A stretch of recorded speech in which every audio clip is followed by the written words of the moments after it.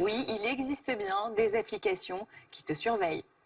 Alors, évidemment, je les ai classifiées, hein, des applications qui ont beaucoup de succès en France. Donc, la première, c'est une application qui a quelques années, qui est déjà utilisée par 2 millions de Français et qui permet simplement de géolocaliser vos proches, c'est-à-dire qu'à n'importe quelle heure du jour et de la nuit, eh bien, vous savez où sont vos proches. Alors, avec l'accord des proches ou pas?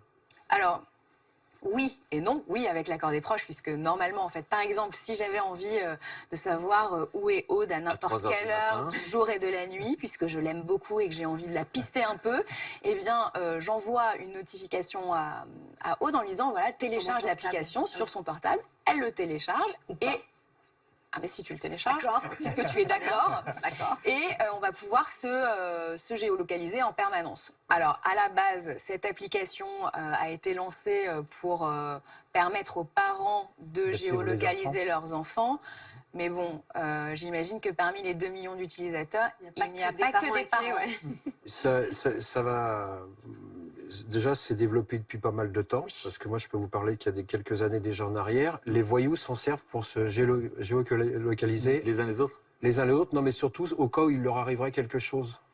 Moi, j'ai connu quelqu'un qui, il y a quelques années, avait peur de se faire assassiner pour des problèmes d'affaires avec une autre équipe, et qui avait tous ses véhicules, on pouvait le géolocaliser. Mais il y a pire que ça.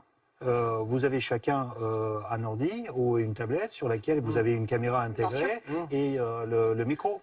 Et donc, moi, sur mon ordinateur, je vais dans les options de mon ordinateur et je ferme la caméra. Et en plus, je fais du scotch. Oui, moi aussi, je fais ça.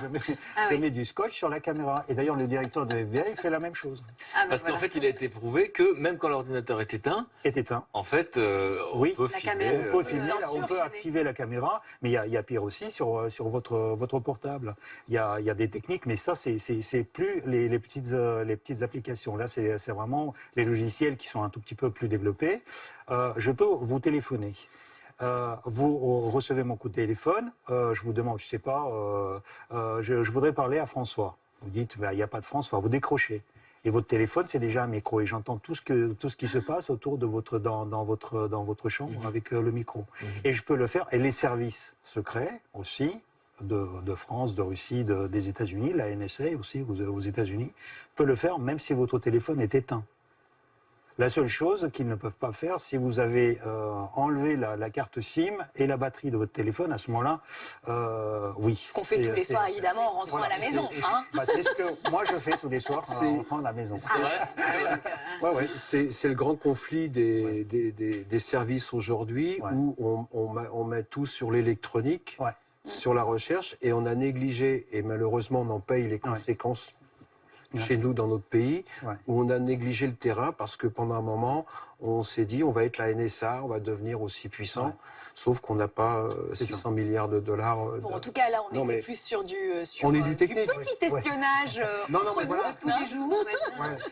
Alors, je fais écho à ce que vous disiez tout à l'heure sur... la capacité à enregistrer des conversations téléphoniques. Donc oui, il y a une application qui permet en fait, quand vous la téléchargez, d'enregistrer toutes les conversations que vous avez au téléphone. Que soit vous recevez, soit vous émettez. Donc voilà, ça c'est plus de 100 000 personnes qui utilisent cette application en France. Et puis alors la dernière, je pense que celle-là, elle va bien te faire flipper, Frédéric.